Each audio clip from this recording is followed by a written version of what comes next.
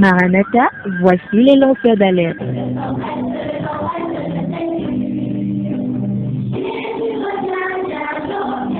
Avec vous dès le point du jour criant. Maranatha, Jésus revient.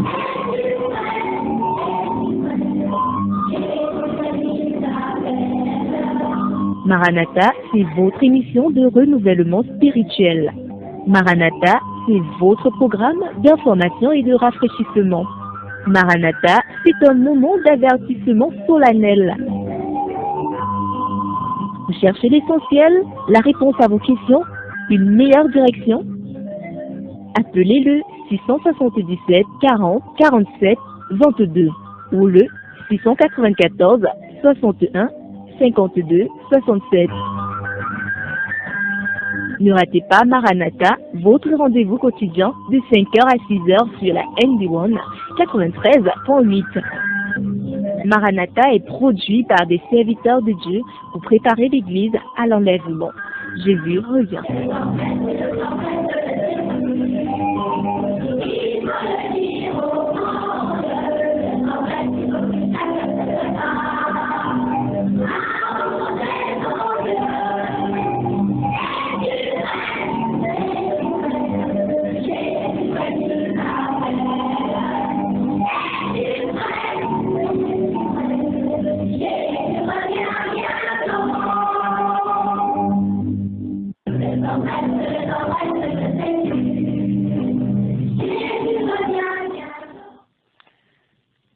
Avant que la montagne fût née et que tu eusses formé la terre et que le monde d'éternité en éternité, tu es Dieu et tu es Dieu. Tu fais retourner l'homme à la poussière et tu dis, fils des hommes, retournez, car tous nos jours s'en vont par ta colère, nous consumons nos années comme une pensée. Les jours de nos années reviennent 70 ans, et pour les plus vigoureux 80 ans, et le plus beau de ces jours n'est que peine et tourment, car il s'en va bientôt, et nous nous envolons. Tu connais la force de ton courroux et ton indignation selon la crainte qui t'est due. Enseigne-nous à compter nos jours, tellement que nous puissions avoir un cœur sage. Reviens, Éternel, jusqu'à quand les compassions de tes serviteurs. Seigneur, c'est avec ces quelques paroles que nous voulons ouvrir notre émission ce matin. Seigneur, combien nous sommes fragiles et parfois que plusieurs d'entre nous ne comprennent même pas, Seigneur, ne mesurent même pas, Seigneur, l'ampleur de cette fragilité. Seigneur, nous nous accrochons aussi facilement aux choses vaines, Seigneur, ô Dieu de ce monde. Papa, nous t'en supplions. Pendant que nous demeurons encore, Seigneur, cette émission ce matin, viens toucher le cœur de quelqu'un qui se trouve quelque part et qui est encore captif, Seigneur. Rebelle, Seigneur, à ta parole. Ô Dieu, encourage et affermis, Seigneur, ceux-là qui s'accrochent à la saine doctrine. Seigneur, ceux-là qui t'aiment de tout leur cœur, de toute leur âme et de toute leur pensée. Gloire à toi, Éternel des armées, parce que, Seigneur, tu as choisi, Seigneur, des personnes faibles, Seigneur, ô Dieu, et tu as mis dans leur cœur, ô Dieu, cette mission. Et, Seigneur, tu les as oints également en leur accordant de la force, afin que chaque matin, ils puissent arroser ton peuple, ô Dieu, avec la pure parole de l'Évangile. Gloire à toi au nom de Jésus-Christ. Amen. Chers auditeurs, bonjour donc. Et bon réveil pour ceux qui viennent à peine de nous prendre. Nous sommes donc dimanche le 18 mars 2018 et c'est votre émission Maranatha qui démarre. À ce micro de présentation, certainement vous avez reconnu la voix, Casimir Chikam. Bonjour à tous ceux-là qui nous ont fait signe pour nous dire qu'ils étaient déjà à l'écoute. Bonjour à toute l'équipe avec qui j'ai l'habitude de travailler chaque matin. Bonjour, frère Apollinaire. Bonjour, frère Casimir. Bonjour à tous les visiteurs. Bonjour à mon pasteur, frère Franklin. Papa Njongol, frère Théo, frère Patient autour. Mon maisonnier aussi. La sœur Yvette qui me sert de m'encourager par des SMS à galvanise, n'est-ce pas? Et je dis merci aussi au Seigneur pour cette grâce, pour ce privilège, n'est-ce pas, d'être aussi un instrument pour pouvoir parler de sa part. Je ne sais pas Ça m'est venu à l'esprit comme ça de lire les versets avec lesquels j'ai introduit tout à l'heure. À cause de cette chante que nous avons, sa musique est passée là tout à l'heure, tu as seulement dit, et Madeleine Yombi. Ah, c'est pas facile. Et puis c'est le chemin de tout le monde. Quelle vanité l'homme que nous sommes. Et si facilement nous nous accrochons aux choses mondaines. Depuis quelques jours, tu nous en parles déjà sur le maquillage, sur les décorations, sur les piercings et bien d'autres choses. Mais avant qu'on entre dans le vif du sujet ce matin, tu as souhaité qu'on puisse encore avoir une ponctuation musicale.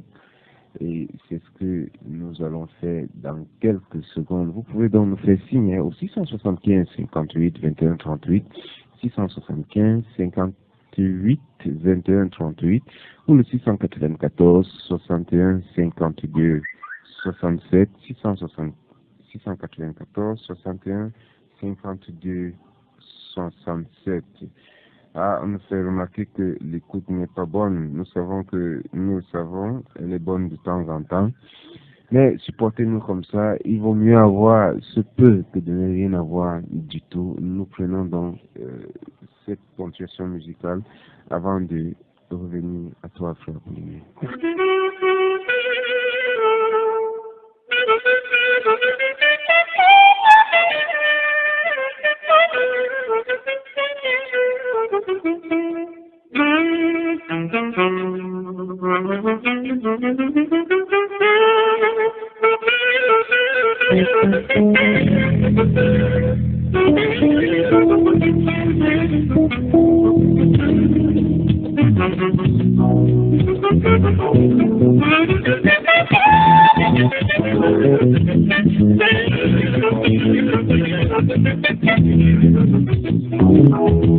J'ai la crainte de Dieu dans mon cœur, j'ai la crainte de Dieu dans mon cœur.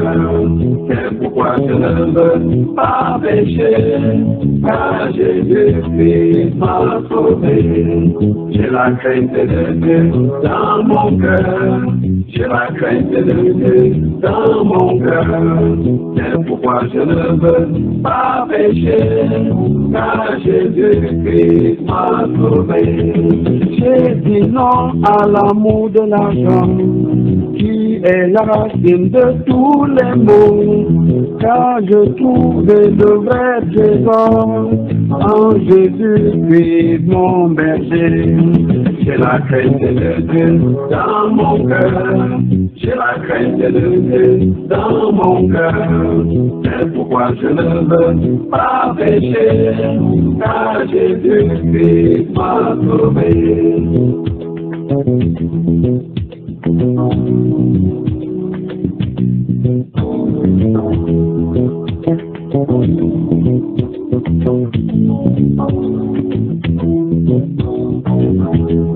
J'ai dit non à l'amour du monde, ainsi qu'aux passions de la jeunesse, car j'ai trouvé le vrai amour en Jésus-Christ mon berger. J'ai la crainte de Dieu dans mon cœur, j'ai la crainte de Dieu dans mon cœur. C'est pourquoi je ne veux pas pécher, car Jésus-Christ m'a sauvé.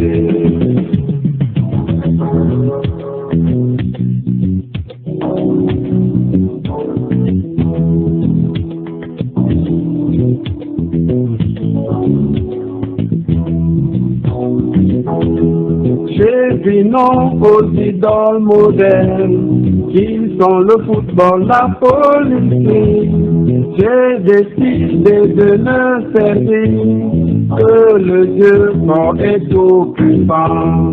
J'ai la crainte de Dieu dans mon cœur, j'ai la crainte de Dieu dans mon cœur. C'est pourquoi je ne veux pas pécher, car Jésus-Christ m'a sauvé. J'ai la crainte de Dieu dans mon cœur, j'ai la crainte de Dieu dans mon cœur. C'est pourquoi je ne veux pas pécher, car Jésus-Christ m'a sauvé.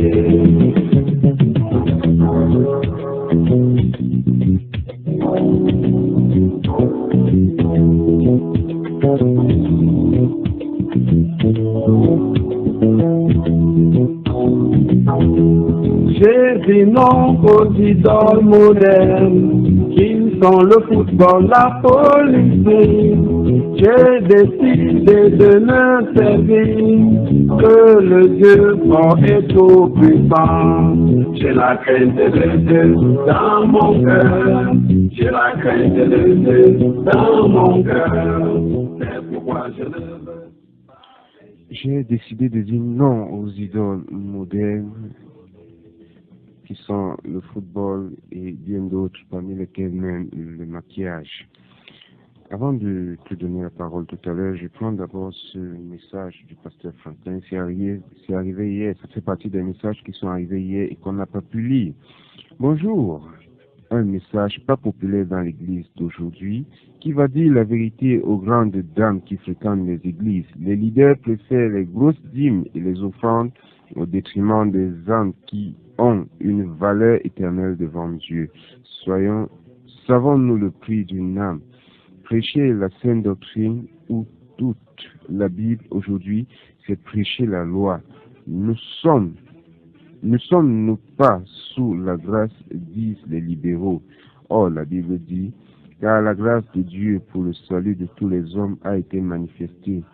Elle nous enseigne à renoncer à l'impiété, au convoitisme mondain et à vivre en ce présent siècle dans la tempérance, un message est arrivé, dans la tempérance, dans la justice et dans la piété. Ça c'est Tite 2, du verset 11 au verset 12. Après la chute de Constantinople en 1453 et la fuite des érudits vers l'ouest, une soif spirituelle va naître dans les cœurs qui aboutira à la réforme protestante. Des cris vont être poussés en Europe. Retour aux sources, retour aux Écritures. Ceci va pousser les réformateurs à dire sola scriptura, la Bible seule. Si nous voulons un véritable réveil, nous devons retourner aux sources, c'est-à-dire à la vérité seule et à toute la Bible, peu importe ce que les gens disent ou pensent. Le pasteur Aristide est intervenu également en nous donnant Jérémie 13, verset 23. Un Éthiopien peut-il changer sa peau et un léopard ses taches? Encore merci frère Combat. Je conclue avant de te donner la parole avec ce deuxième message du pasteur Franklin. La convoitise, c'est désirer posséder ce qui ne vous appartient pas. Il a donné dans ce verset de Deutéronome 5, verset 21, tu ne convoiteras point la femme de ton prochain, et tu ne désireras point la maison de ton prochain, ni son champ, ni son serviteur, ni sa servante, ni son bœuf, ni son âne, ni aucune chose qui soit à ton prochain. Deutéronome 5, verset 21. Frère Paulinaire, je crois que c'est avec ces SMS que je te donne la parole ce matin. Voilà bien. Nous sommes intimement reconnaissants au Seigneur pour le privilège et la grâce d'être encore là ce matin. Et une fois de plus, merci aussi mon pasteur, le pasteur Franklin, pour l'opportunité de me placer ici. Parce que vraiment l'auditoire de Maranatha, c'est pas de n'importe quoi. Et aussi pour l'opportunité qu'il m'ouvre, n'est-ce pas, de pouvoir restituer aussi ce que j'ai appris sous ses pieds depuis bientôt 8 ans déjà. Déjà hier, aujourd'hui donc, nous allons rentrer proprement dit dans les Écritures. Bible ouverte. Le domaine de prédilection du pasteur Franklin, les Écritures. J'aime bien l'admirer. Il défend les Écritures comme le pasteur Mariam disait. Il a il défend les Écritures avec un courage, et ce courage vient de Dieu. Donc hier nous parlions de dits fermés, nous étions dans le séculier. Nous avons parcouru l'histoire pour voir les origines du maquillage. Et je crois que, verset à l'appui, nous avons vu l'histoire du maquillage, nous avons vu l'ancêtre des prostituées qui étaient Sémiramis avec une lugubre histoire. Nous avons vu qu'elle était donc l'ancêtre des prostituées. Et nous avons vu que le maquillage, en fait, dans l'histoire, est rimé avec prostitution, la séduction. Et nous avons vu ce qui accompagnait cela, les artifices tels que les atouts ou les vêtements suggestifs. Nous avons appuyé sur le suggestif en disant que cet adjectif qui suscite l'érotisme, l'attirance, l'attrait, n'est-ce pas? Donc, comme je disais tantôt, aujourd'hui, nous sommes dans les Écritures. Mais déjà aussi, hier, nous sommes dans le cas de l'idolâtrie. Nous avons relevé vraiment avec beaucoup de consternation que beaucoup d'églises qui se disent des réveils, mais qui sont malheureusement des églises de sommeil, sont aujourd'hui bagolâtres, c'est-à-dire venant de bagues, et puis l'âtre idolâtrie, l'adoration des bagues. Alors qu'elles vont jeter l'opprobre sur l'église romaine en disant qu'elle est mariolâtre, elle adore Marie. Pourtant, eux-mêmes, ils sont dans l'idolâtrie de la bague, l'adoration des bagues. C'est ce néologisme que j'ai appelé la bagolâtrie. Et maintenant, ils s'embarquent dans cette superstition. Nous avons vu dans l'histoire. Cela, on disait que le port de la bague assurait la protection ou quoi que ce soit pour bénir le mariage. Ça, c'est faux. C'est Christ. Lorsque Christ est, n'est-ce pas, à la base, ou alors le fondement d'un mariage, tout va bien. C'est le petit paradis sur terre, en attendant le paradis que le Seigneur nous a promis. Donc, dans ce vaste chapitre donc, de l'idolâtrie, il est important que nous nous appuyons sur les solas qui ont guidé la réforme. Nous avons dit sola scriptura, n'est-ce pas? Rien que les Écritures. Sola gratia, rien que la grâce, n'est-ce pas? Sola Deo gloria, à Dieu seul, rien que la gloire à Dieu seul. Sola Christus, rien que Christ, n'est-ce pas? Pas autre chose. Et nous avons également dit que, en parcourant l'histoire, les adeptes du maquillage, n'est-ce pas, se fabriquent un enthousiasme et un plaisir factice, un plaisir apparent, un plaisir virtuel. Et cela va à l'encontre des Écritures. Et si je me rappelle ces propos du psalmiste, j'essaie de paraphraser comme ça, où il dit que la loi de l'Éternel, c'est ça qui fait la joie de son cœur. Alors, mais pour les autres, la joie c'est dans le maquillage. Parce que si on s'est décapé, si on a gratté la peau, là on est belle selon le monde. Alors aujourd'hui, donc, comme je l'ai dit tantôt, je pensais qu'aujourd'hui on pouvait chuter, mais il me semble que nous ne pourrons pas terminer aujourd'hui. Parce que, avec les Écritures, et nous allons même voir, parce que il est important de s'appuyer sur les Écritures.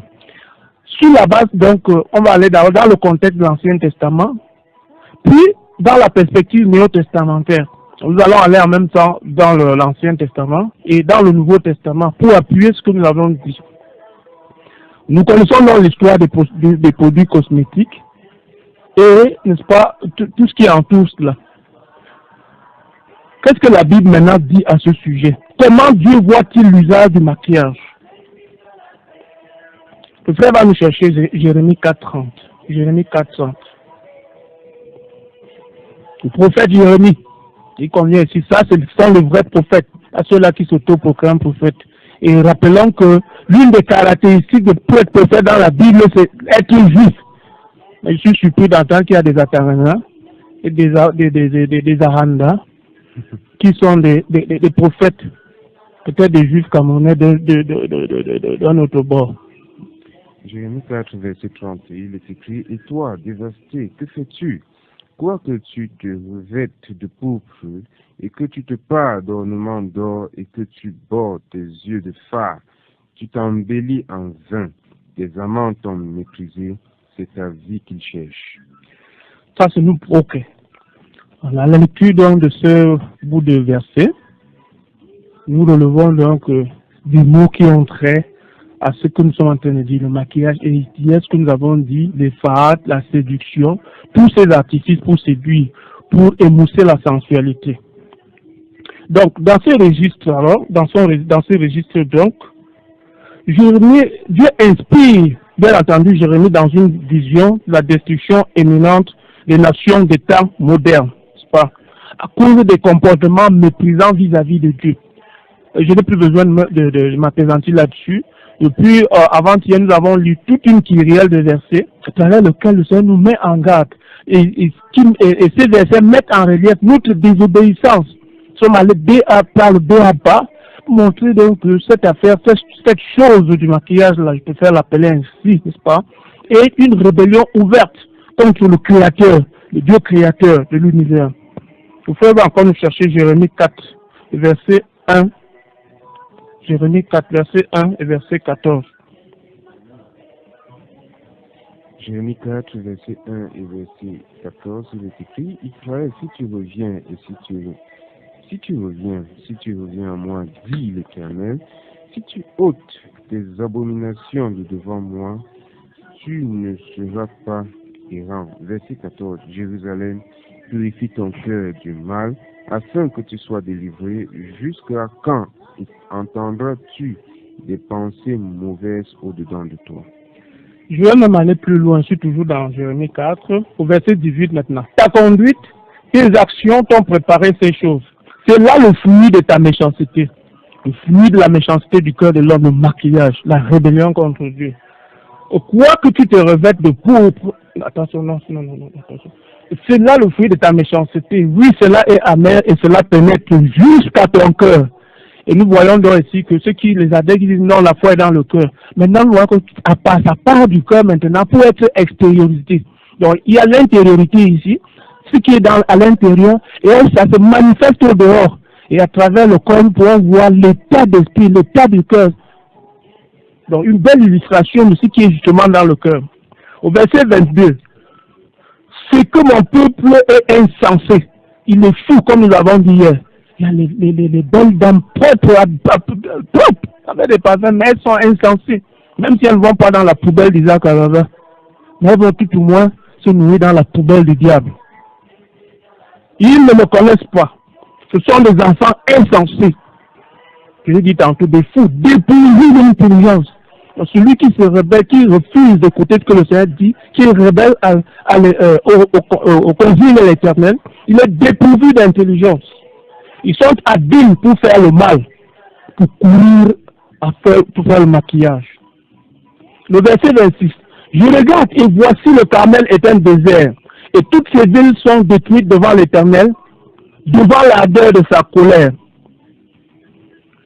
Et au verset 30, comme il a dit, et toi, toujours Jérémie 4, dévasté, que fais-tu?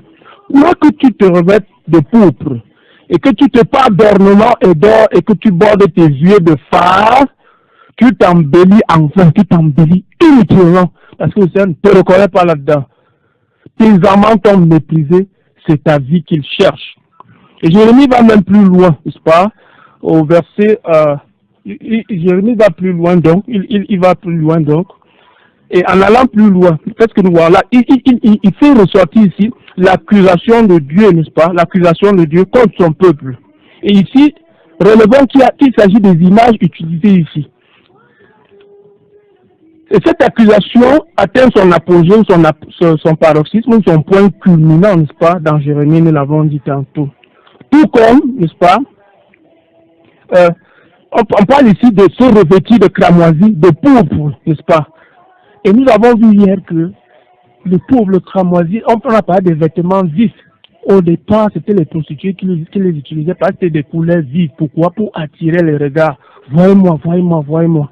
Et il est important donc de comprendre que c'est la prostituée donc appelée dans le mystère la Babylone la grande, la mère des impudiques et des abominations de la terre, décrite dans Apocalypse 17:1, les auditeurs vont lire à la maison, et vêtue de pourpre et d'écarlate, verset 4, et assise sur une bête écarlate, verset 3 un peu plus haut.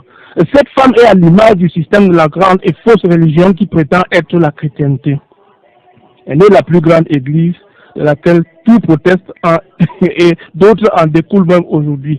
Nous nous rappelons hier que nous avons dit Sémiramis, c'est celle-là de lugubre réputation qui instaura la religion babylonienne mystérieuse. Elle est la première prostituée et un type de religion qu'elle fonda qui lui a survécu pendant des milliers d'années. Malheureusement, ce modèle est importé dans les églises, ce que je peux appeler aujourd'hui les églisettes. Jérémie décrit comment Israël moderne est tombé dans le comportement d'une prostituée. Il y a cette description qui nous montre, c'est les versets que nous avons lus, qui peuvent justement soutenir ce que nous sommes en train de dire, le comportement d'une prostituée, l'allusion à la prostituée ici. Nous l'avons lu dans Jérémie 4:30. En parlant donc des prostituées, les femmes aux mœurs légères, les femmes dévergondées, les femmes de mauvaise vie. Alors nous appuyons donc sur Jérémie 4:30. Sur Jérémie 4:30. Donc, qu'est-ce que ce contexte nous inspire? Il nous montre que Dieu condamne son peuple pour ses abominations dans son comportement débridé de manière globale. Que Dieu déteste. Qu'est-ce que Dieu déteste ici? La façon de se peindre le visage, n'est-ce pas? En d'autres termes, le maquillage. Et cela, en se peignant le visage, donc, en se peinturant pour être terre à terre, cela fait allusion au caractère d'une prostituée, parce qu'elle doit séduire. Il faut séduire.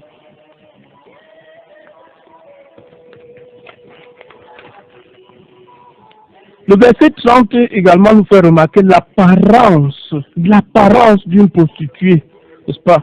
De se peinturer, de se farder les yeux aussi, de se farder, donc de se peinturer les yeux. Or, toute personne honnête qui veut plaire à Dieu, n'est-ce pas? À la lecture de ce que nous venons de voir, si toute personne voulant plaire à Dieu, voulant se conformer à Dieu, admettra que cela n'est pas de l'apanage des enfants de Dieu. Puisqu'une prostituée souvent s'habille en rouge, n'est-ce pas, et travaille dans les quartiers chauds, on peut dire, comme Mélène ici à Yaoundé au Cameroun, le quartier de la prostitution, Israël aujourd'hui se peint avec du maquillage. En ce qui concerne la nation d'Israël, elle sera prise en captivité et subira le terrible châtiment que Dieu va lui infliger. De même qu'à toutes celles qui se comportent de la même manière, de la sorte, si elles ne se lavent pas le visage, si elles n'ôtent pas le mascara de leur visage, si elles n'ôtent pas ce masque de leur visage, les femmes d'aujourd'hui, on les appelle, n'est-ce pas, les femmes androïdes, comme le frère Thérèse avait dit, les femmes d'honneur, les femmes à la page. Comme le pasteur Franklin a dit dans son SMS, dans son texto là tout à l'heure, ces grandes dames dans les églises, androïdes, elles sont vraiment androïdées. Elles sont vraiment embarquées dans le train du monde, selon la tendance du monde, n'est-ce pas? Elles pensent que, en voulant paraître belles aux yeux du monde, pourtant aux yeux de Dieu, ayant donc porté ces masques, ces artifices, ayant entrepris, n'est-ce pas, étant mis par l'outrecuidance de vouloir corriger, n'est-ce pas, l'œuvre parfaite de Dieu, elles se sont éloignées de Dieu. Nous allons chercher Ézéchiel 23:40. Nous passons à Ézéchiel maintenant.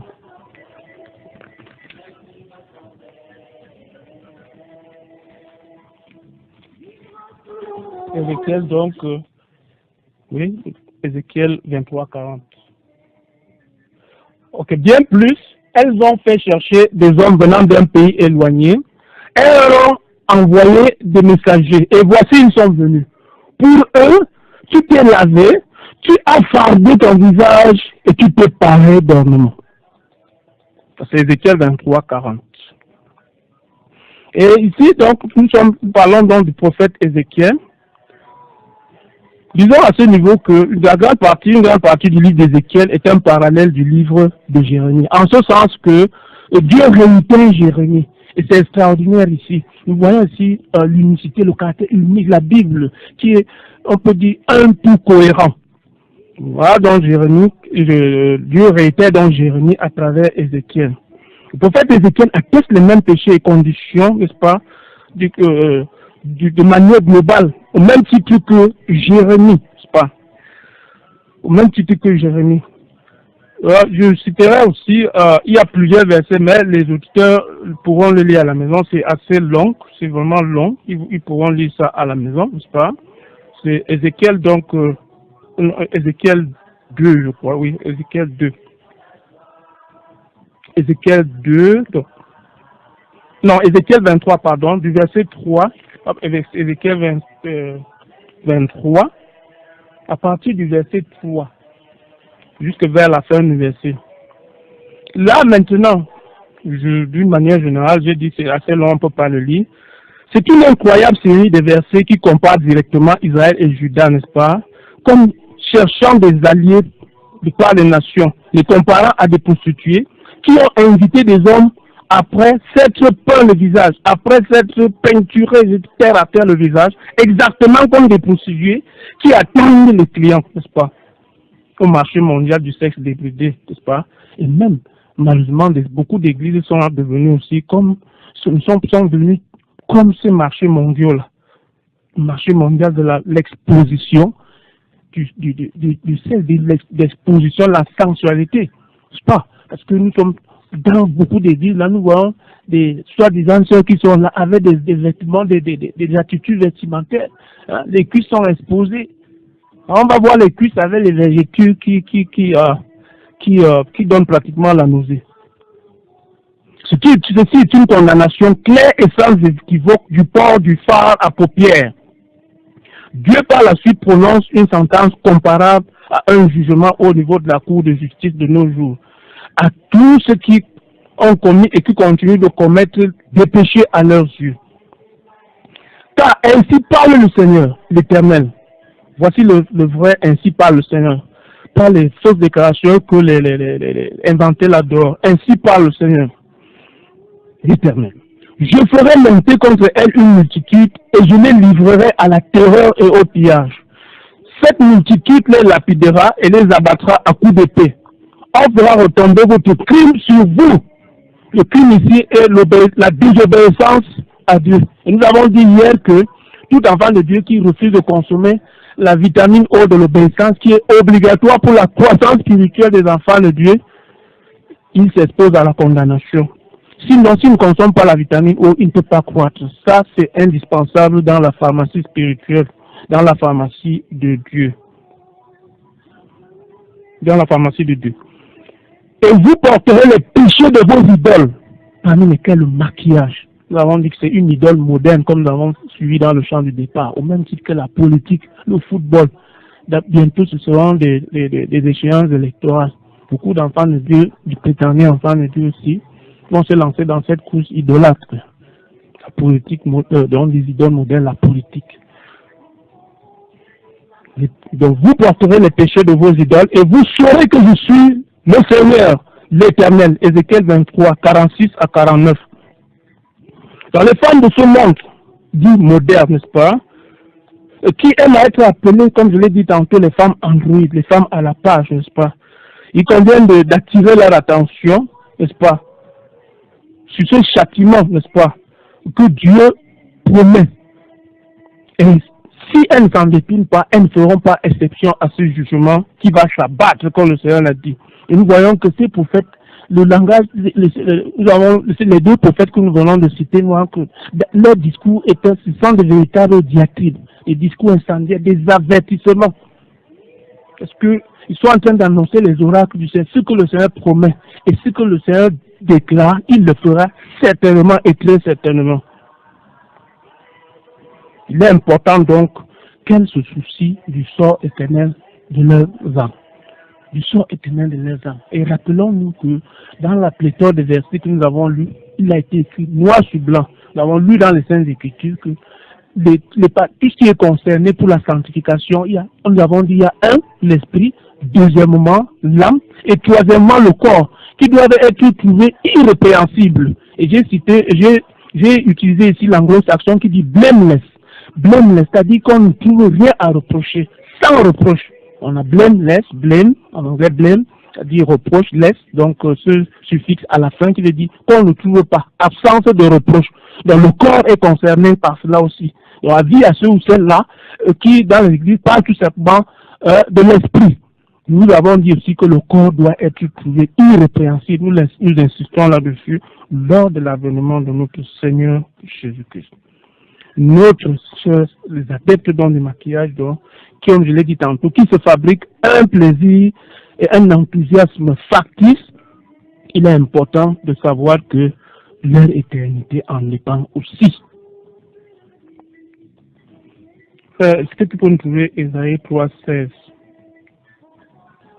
Ésaïe 3,16.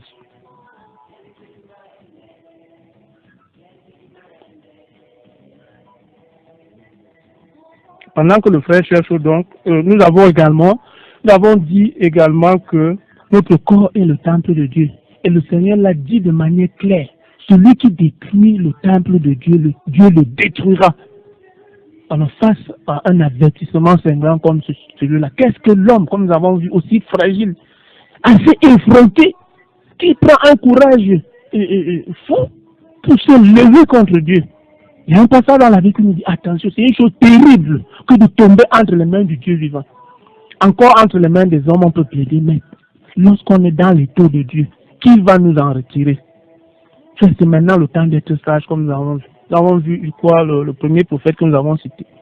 Il a dit que nous sommes un peuple dépourvu d'intelligence, insensé, des fous propres. Ils sont conscients, ils ont la conscience là dehors. Imaginez, mais ils sont des fous, des insensés selon Dieu, selon le monde, non. Et ils sont embarqués dans le train du monde, ils sont, comme on dit, androïdes à la page. Mais selon Dieu, ils sont des fous et des insensés. Tu le fais trouver. Ésaïe 3,16, il est écrit, l'Éternel dit encore, parce que les filles de Sion sont orgueilleuses, qu'elles marchent le cou tendu, en faisant des signes des yeux, et qu'elles marchent à petits pas, faisant résonner les boucles de leurs pieds. Continue. Ok, tu peux d'abord t'arrêter là. Dans cette troisième portion donc, du livre d'Ésaïe, donc tiré des textes sacrés, n'est-ce pas? Et le livre d'Ésaïe qui est le plus long livre des prophètes, bien entendu. Encore une fois ici, de la même manière que dans Jérémie et Ézéchiel, le thème de cette prophétie nous dévoile les conditions, les attitudes et les péchés des nations modernes d'Israël. Ici, depuis le ciel, Dieu donne, n'est-ce pas, son inculpation contre son peuple. Écoutez, prête l'oreille, car l'Éternel parle. Voici le vrai, il est écrit. Ainsi parle l'Éternel. Ainsi parle l'Éternel, tu auras les avions et tout ça. Quelqu'un nous a dit qu'ils auront les avions maintenant. On a vu le mandat d'arrêt sur les réseaux sociaux. Ça, c'est les faux prophètes. Cieux, écoutez, prête l'oreille, car l'Éternel parle. J'ai nourri et élevé des enfants, mais ils se sont révoltés contre moi. N'est-ce pas? À Ésaïe 1:2. Dieu est furieux. Et quand on parle ici, la colère de Dieu est exprimée ici de manière tacite, alors c'est très sérieux. Il est très furieux contre Israël. Il continue en énumérant les manières dont ils se sont rebellés et lui ont désobéi, n'est-ce pas, en se pliant face aux idoles. On parle des idoles modernes parmi lesquelles le maquillage aujourd'hui, n'est-ce pas. Malheur à la nation pécheresse, au peuple chargé d'iniquité, à la race des méchants, aux enfants corrompus. Nous avons vu dans l'une des définitions du maquillage que c'est la corruption, c'est être corrompu, parce que c'est en opposition à l'authenticité, à l'originalité de Dieu. Ils ont abandonné l'Éternel, ils ont méprisé le Saint d'Israël, ils se sont retirés en arrière. En d'autres termes, ici, la rétrogradation. L'anglais restitue cela par backslide. Slide, back, qui, n'est-ce pas, ici, fait référence à un retour en arrière, à l'arrière, de rétrograder, slide, glisser, faire des pas en arrière. Ils ont agi de façon à maîtriser le Saint d'Israël. Ça, c'est au verset 4. Est-ce que le frère peut nous lire donc Ésaïe 2, 6 à 8? Ésaïe 2, 6 à 8, il est écrit, car tu as rejeté ton peuple, la maison de Jacob, parce qu'ils sont pleins de pratiques de l'Orient et abandonnés à la divination comme les Philistins et qu'ils s'allient aux enfants des étrangers. Son pays est plein d'argent et d'or et il n'y a point de fin à ses trésors. Son pays est plein de chevaux et il n'y a point de fin à ses chars. Son pays est plein d'idoles.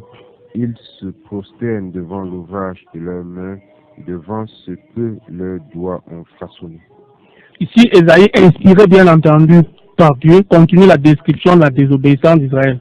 Et ce qui nous importe ici, le pays est rempli d'idoles. Nous sommes ici dans le registre de l'idolâtrie. Ils se prosternent devant l'ouvrage de leurs mains. les produits cosmétiques, c'est l'ouvrage des mains. Les églises, entre guillemets, pentecôtistes, bagolates, n'est-ce pas, qui se prosternent devant l'ouvrage des mains. À telle enseigne que s'il n'y a pas les alliances, les églises pentecôtistes, on ne peut pas bénir le mariage. Oh Seigneur, nous proclamons que nous sommes libres de nos bouches, de nos lèvres, mais pourtant nous sommes dans la servitude. Ici, de la superstition dans les églises entre guillemets pentecôtistes.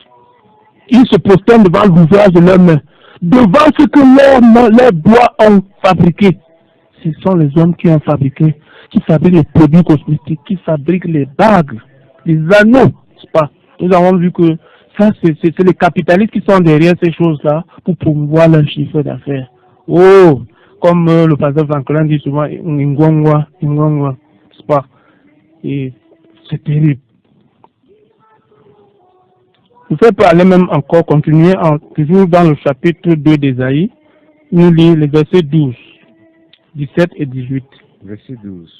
Car l'Éternel des armées aura son jour contre tout ce qui est orgueilleux et hautain, contre tout ce qui s'élève pour abaisser. Verset 17, il est écrit, et l'arrogance des hommes sera humiliée, et la fierté des grands sera abaissée, et l'Éternel sera seul élevé en ce jour-là, et toutes les idoles disparaîtront. Donc, voici donc ces versets décrivent, n'est-ce pas, le jour de l'Éternel, ou le jour, comme on l'appelle encore, le jour de la colère de Dieu. Il est qui viendra détruire les attitudes et les idoles qui va fracasser, n'est-ce pas, qui va fracasser lors de ce jour-là. Et on a évoqué ici orgueil, hautain, arrogance. Nous avons vu hier que ça aussi, ce sont des états d'esprit qui caractérisent, qui sous-tendent, n'est-ce pas, la propension du maquillage. Ces dames-là, lorsqu'elles portent le mascara, lorsqu'elles se revêtent du maquillage, elles sont orgueilleuses, arrogantes, hautaines, n'est-ce pas? On ne peut pas leur parler quoi. Parce qu'elles sont belles selon le standard du monde, elles marchent au cou roide, n'est-ce pas? Elles se sentent, comme on dit, parce qu'elles sont belles. Alors, donc il est important ici il est important ici que les uns et les autres prennent véritablement conscience. Le jugement de Dieu qui va s'abattre, ça doit nous faire frémir, au lieu que les gens restent, comme on dit souvent, à 37. Que ça ne met ces gens-là outre mesure. Ils s'entêtent plutôt dans ces attitudes-là. C'est ainsi que, par exemple, ce message qui est en train de passer, beaucoup dans leur cœur. Il y a la bagarre, n'est-ce pas, pendant que l'Esprit de Dieu parle. Il y a un combat terrible dans le cœur. Oui, ce qu'ils sont en train de dire, c'est pour certains, n'est-ce pas, et avec les velléités dans leur cœur. Ce qu'ils sont en train de dire, oh, mais c'est vrai, mais bon, mais le monde a évolué, le monde a changé. Mais la Bible nous dit qu'en lui, il n'y a point d'homme de variation. Il est le même hier, aujourd'hui, éternellement. Il n'a pas changé. La parole de Dieu demeure inchangée. C'est le cœur de l'homme, c'est l'homme qui change. Mais à ceux-là qui veulent changer la parole de Dieu, le Seigneur nous parle ici du jour de la colère. Rendez-vous ce jour-là pour la récompense, pour le salaire définitif et final. Pour ceux-là, comme nous disons, qui auront manifestement refusé, comme je l'ai dit tantôt, d'aller, n'est-ce pas, gratuitement à la pharmacie de la vitamine, l'obéissance spirituelle, elle est gratuite dans la Bible, la pharmacie de Dieu. Quand on dit que c'est gratuit, nous sommes les Africains, lorsqu'on dit que c'est gratuit, mais les gens devraient plutôt courir. Mais quand on dit que c'est gratuit, on est plutôt surpris que les gens tournent le dos plutôt. C'est vraiment, ça c'est une dichotomie. Dans le sein d'Écriture parle des attitudes des femmes et de la punition qui leur est réservée. L'Éternel dit, parce que les filles de Sion sont orgueilleuses et qu'elles marchent le cou tendu, le regard effronté. Parce que je suis belle, n'est-ce pas? Je suis belle selon les standards du monde. Et qu'elle marche le cou tendu et les regards effrontés. Plus quand on va évoluer, nous allons voir que les regards effrontés aussi, n'est-ce pas? C'est l'une des caractéristiques, ou du moins, un état d'esprit qui sous-tend aussi cette idée du maquillage, la promotion du maquillage, n'est-ce pas? Le Seigneur rendra chauve le sommet de la tête des filles de Sion, l'Éternel découvrira leur nudité. Ésaïe 3, 16 à 17. Et le verset 16 est tout à fait direct même, il est plus poignant. Il nécessite peu d'explications. Et que veut dire le regard effronté donc? allons dans la définition hébraïque, qui est bien différente de la version anglaise. Dans le Strong's Concordance, qui définit wanton eyes, les yeux effrontés, comme cligner les yeux de façon provocante, de façon acharnée. Il est évident que ceci signifie de se servir des yeux pour séduire. Pour séduire. Le Lens Commentary explique également. L'ordre des idées est le suivant. La vanité luxueuse des femmes aussi sera un. Dans les versets 16 et 17. Dans le verset 16, le prophète ici résume l'ordre d'idées qui avait été coupé à la fin du verset 12 et revient à la prédominance excessive de l'influence de la femme, particulièrement à la prévalence excessive du luxe féminin, pas seulement comme péché en soi, mais comme cause principale de la violence et trouble sociale mentionnée auparavant, et par conséquent, n'est-ce pas, à être puni. Le commentaire de Jamieson Fawcett, Brown Commentary, ajoute à un élément essentiel donc de l'expression wanton eyes, nous avons dit plus haut, qu'on parlait donc de regard effronté, n'est-ce pas, qui est d'une grande importance au propos de ce qui nous est décrit au niveau du verset 16. Et wanton eyes en hébreu, donc Mesha Kukerot, de Shekar, trompé. Moi je suis germaniste, hein, là, moi je me débrouille. Trompé avec ses yeux. N'est-ce pas, rehausser les yeux de façon trompeuse avec de la peinture.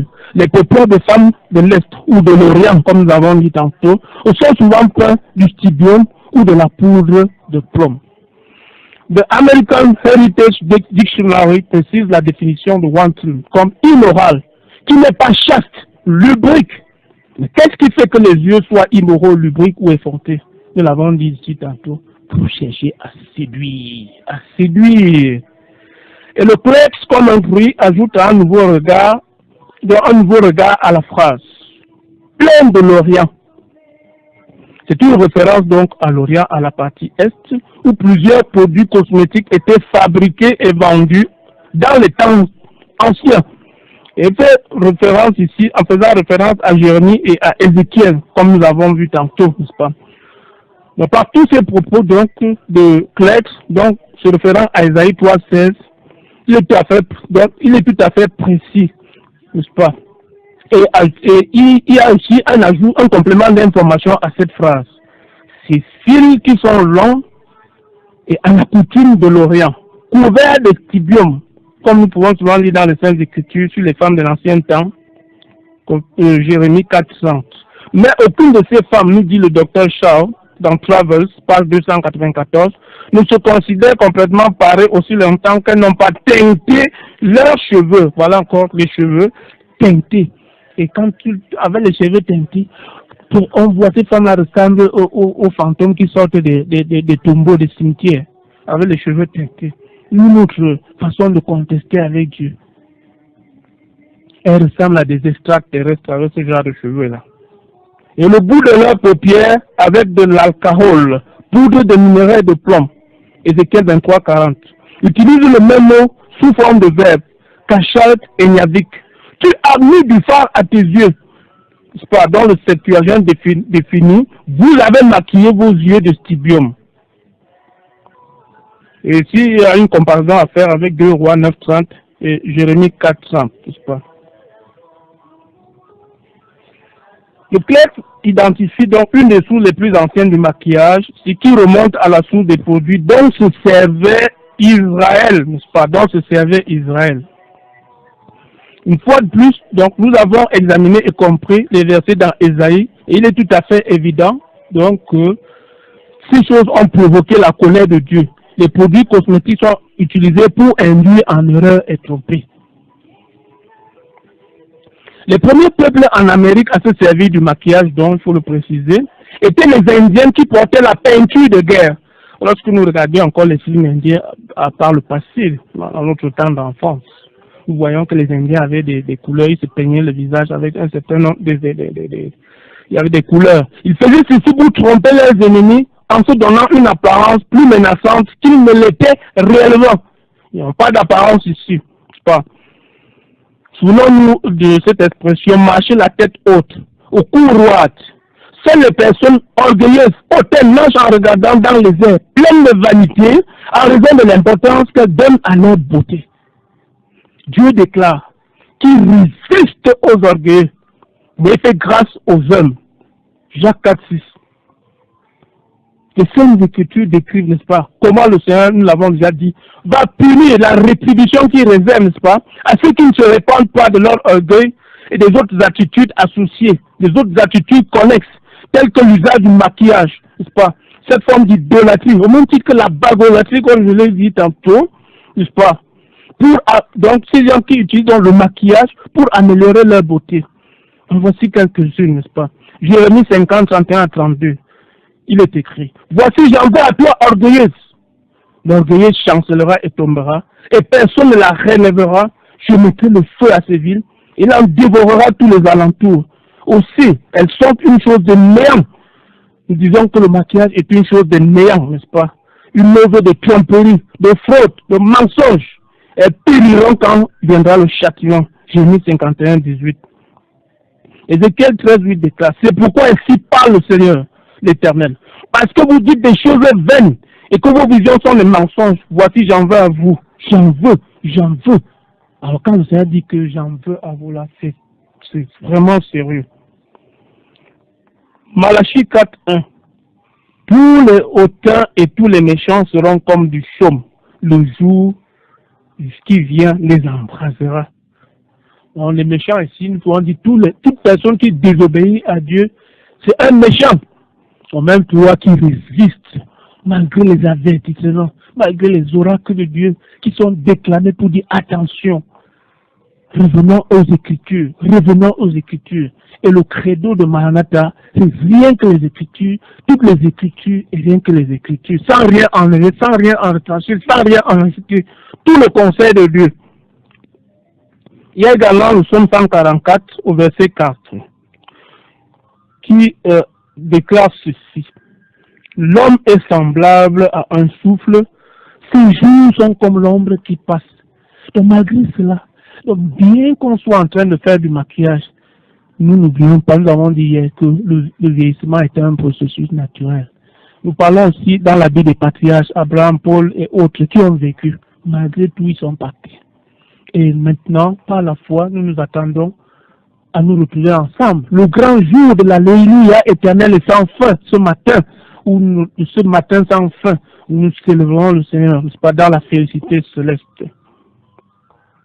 Nous allons prendre une ponctuation musicale. Temps de souffler un peu.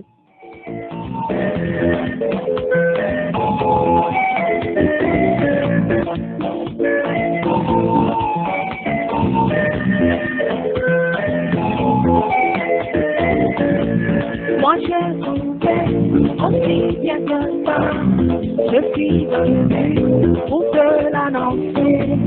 Moi j'ai trouvé aussi bien que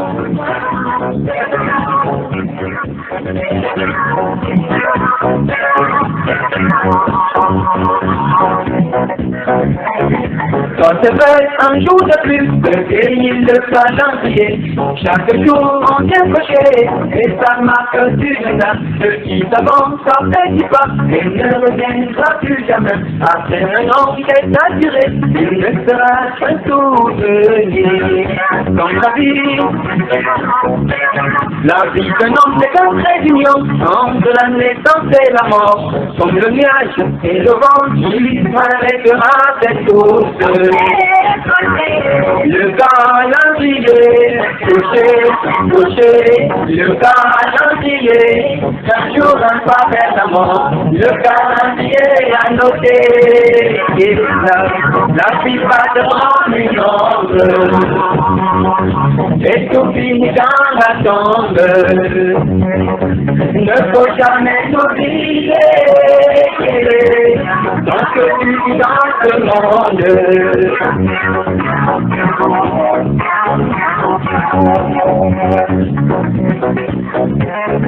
Qu'est-ce que fait le calendrier? 675 58 21 38 ou le 694 61 52 67. Oui, le frère, je donne juste quelques minutes, le frère Apollinaire de conclure, et puis nous allons prendre ces quelques réactions que nous avons eues ce matin. Je disais tantôt que l'histoire aussi, il faut le préciser, raconte ceci. En 1770, la loi en Pennsylvanie déclarait que l'homme pouvait annuler son mariage s'il apprenait, nous sommes contre le divorce ici. Mais nous avons ce qui se passait en Pennsylvanie ici, en 1760, selon la loi. C'est un des États constituant le vaste ensemble des États fédéraux de l'Amérique, des États-Unis d'Amérique. L'homme pouvait annuler son mariage s'il venait à constater que sa femme avait utilisé du maquillage pendant leur fréquentation, de ce fait, n'est-ce pas, pour l'induire en erreur en ce qui concerne son apparence. Et seul Dieu doit être vénéré et adoré. Seul Dieu, comme nous avons dit. Sola, l'un des solas de la réforme, nous avons dit Sola Deo Gloria. Sola, seul, uniquement. Voilà, maintenant qu'on donne la gloire au maquillage, la gloire à la beauté, l'homme est vraiment devenu fou et dépourvu d'intelligence, comme Dieu lui-même dit. Donc, c'est une forme d'idolâtrie, donc cette idolâtrie viole directement ce commandement de Dieu. Tu n'auras point d'autre Dieu devant ma face. Tu n'auras point d'autre Dieu devant ma face. Ok, je crois que ce dont tu es en train de parler là, hein, c'est pas la même chose que nous retrouvons encore de nos jours, en notre temps, avec ce qu'on appelle les fonds de teint. Tu vois une femme là dehors, elle a un visage lisse. Mais si vous la retrouvez le soir quand elle a lavé sa figure, je n'ose pas dire la suite. Je vais prendre quelques réactions donc au 675 58 21 38 ou au 694 61 52 67. Le frère Patient tout dit, frère Casimir et bonjour frère Casimir et à tous les auditeurs. Je dis Amen au Bishop Kumba. Quel message, quel message, oh merci pour la vérité. Le frère Achille Nkongon dit, bonjour à vous, que le Seigneur vous bénisse. Je suis très béni ce matin. Merci pour le message, merci pour la vitamine O. Excellente journée à vous en studio. Je prends cet autre auditeur, c'est Michel de la Cité Verte. Soyez bénis en Jésus. Vous parliez de Madeleine Yombi, que lui est-il arrivé? Bon, juste dire qu'elle est décédée le 21 février et son inhumation a eu lieu hier à Bafia. Hier 17 mars. Voilà ces quelques réactions que nous avons eues. 675 58 21 38, 694 61 52 67. Dans quelques minutes, parce que nous tendons déjà vers la fin pour aujourd'hui, dans quelques minutes nous serons partis de ce studio. 675 58 21 38 ou le 694 61 52 67.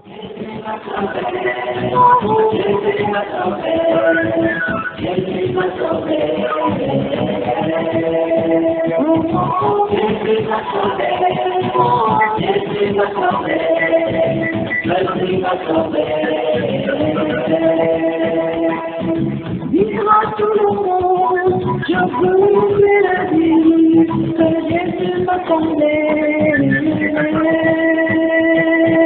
Dis-moi tout le monde, moi je voudrais la vie, que Jésus m'attendait. Pour comprendre, Jésus m'attendait. Jésus m'attendait. Jésus m'attendait. Jésus m'attendait. Jésus m'attendait. Jésus m'attendait. Dis-moi tout le monde, je voudrais la vie, que Jésus satisfait. 675 58 21 38 ou le 694 61 52 67. Frère Apollinaire, que te dirais-tu? Il y avait une publication là sur internet. N'épousez pas avant de dire oui à une femme, demandez-lui d'abord de laver son visage avec du savon. Que dirais-tu de ça? Je crois que j'ai parlé de la loi en Pennsylvanie Oui. en 1770. Et là, nous voyons que le séculier ici dit que lorsqu'on constatait qu'une femme avait donc utilisé ce subterfuge, nous avons vu que le maquillage c'est un subterfuge, n'est-ce pas? C'est-à-dire un moyen de tromperie, un moyen de séduction. C'est de l'hypocrisie qu'on parle en fait, de l'hypocrisie, n'est-ce pas? Nous prenons aussi, nous voulons dire retour, comme on dit, à l'originalité, pour plaire à Dieu, pour plaire à Dieu, pour plaire à Dieu. Donc il est important que les femmes, soyez naturelles, soyez telles que Dieu vous a créées. N'ayez pas, il n'y a pas de honte à ôter, comme on dit, le mascara, à ôter ces masques qui sont sur vos visages. C'est ça, c'est une pilule amère. Mais c'est ça la saine doctrine. La saine doctrine, c'est justement cette nivaquine, la saine doctrine, la nivaquine. Au départ, on a le palu, on consomme la nivaquine. C'est amer. Pendant qu'on avale, c'est amer. Mais à la fin, quand le palu s'en va, on se sent bien. On est libéré. Proclamons véritablement cette liberté en Christ. N'est-ce pas, à travers la victoire de Christ, la victoire pascale de Christ. Cette victoire. Et vivons-la effectivement. Mettons-nous à la disposition de Christ. Laissons-nous être vraiment libérés par Christ. Et que nous ne soyons pas comme ce prédicateur qui dit les pentecôtistes sont comme les oiseaux gendarmes, les CD. Dès comme le CD en masse, ça récite les versets. Mais est-ce qu'effectivement ils vivent cela? Ok. Je crois que nous allons mettre la clé sous l'opération pour ce matin. C'était waouh. Théo vient vraiment en quelques minutes, donc nous allons le prendre. Allô, bonjour. Oui, merci beaucoup, Casimir. Merci, le professeur Apollinaire, pour le députage qu'il fait. Ah, peut-être le crédit a lâché le fait Théo. Il pourra revenir demain. Donc, c'était votre émission Maranatha du 18 mars 2018. Frère Apollinaire Kumba, tu vas donner tes contacts pendant que nous sortons de ce studio. Je vais plus lentement. Papa Nira m'a dit l'autre jour que en communiquant mon numéro, j'allais très vite. 679 52 42 04. 679 52 42 04. Ou alors le 694 55 01 31. 694 55 01 31. Alors, ce micro de présentation, Casimir Tikam, j'étais là pour vous servir. Je réponds au 675 58 21 38 ou le 694 61 52 67. Ces deux numéros ont des comptes dans lesquels vous pouvez déposer votre participation pour le soutien et pour la suivi de votre émission, de votre et de notre émission. Vous savez, l'émission c'est vous, c'est nous. Donc, à demain, donc, s'il plaît à Dieu.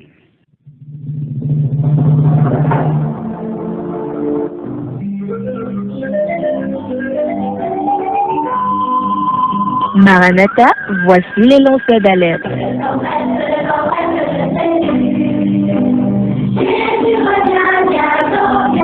Avec vous dès le point du jour criant Maranatha, Jésus revient.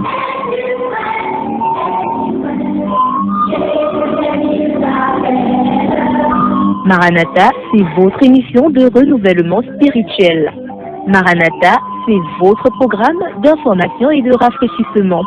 Maranatha, c'est un moment d'avertissement solennel.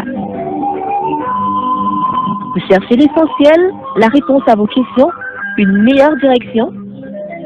Appelez le 677 40 47 22 ou le 694 61 52 67. Ne ratez pas Maranatha, votre rendez-vous quotidien de 5h à 6h sur la NB1 93.8. Maranatha est produit par des serviteurs de Dieu pour préparer l'Église à l'enlèvement.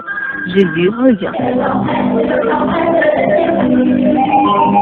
Il va le dire au monde.